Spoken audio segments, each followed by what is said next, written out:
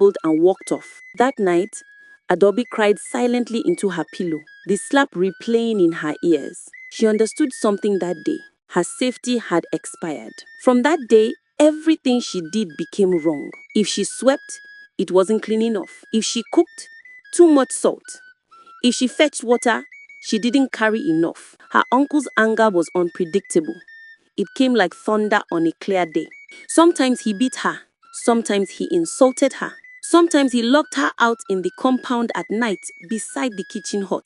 Sometimes he didn't let her eat with the family. Auntie Ngozi pretended not to see. Her cousins avoided her or joined in mocking her because children copy adults like mirrors. She learned to walk small, to breathe quietly, to drop her eyes, to speak only when asked. She wasn't living anymore. She was surviving. But the worst part wasn't the beatings. It wasn't even the hunger. It wasn't even the loneliness. It was when the so-called men of God entered the picture. Desperation is a blessing to fake prophets.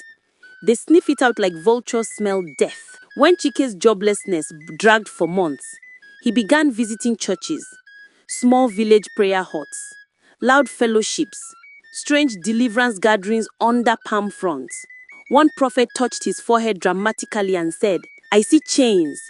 Chains on your finances," Chike shouted. Break it, man of God." Another prophet said, "There is a demon eating your destiny."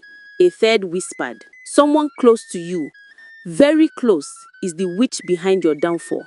Chike's eyes widened. "Who? My wife, my children?"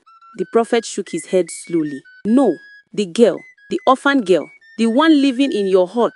Silence. Chike swallowed hard. Something in his face shifted into fear, into suspicion, into anger. The prophet leaned closer. "She is the reason you lost your job.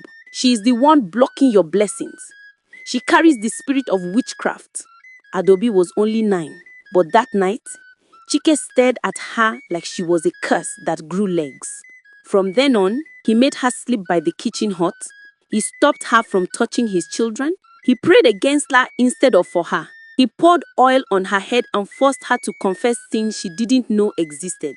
It wasn't discipline anymore. It was torture fueled by superstition. By the time Adobe turned 15, she had survived 6 years of emotional, physical, and spiritual abuse. Her body became a map of bruises. Her spirit became a wounded animal. Her heart became small and hidden. But she still endured. Until one Saturday morning, Chike woke up angry.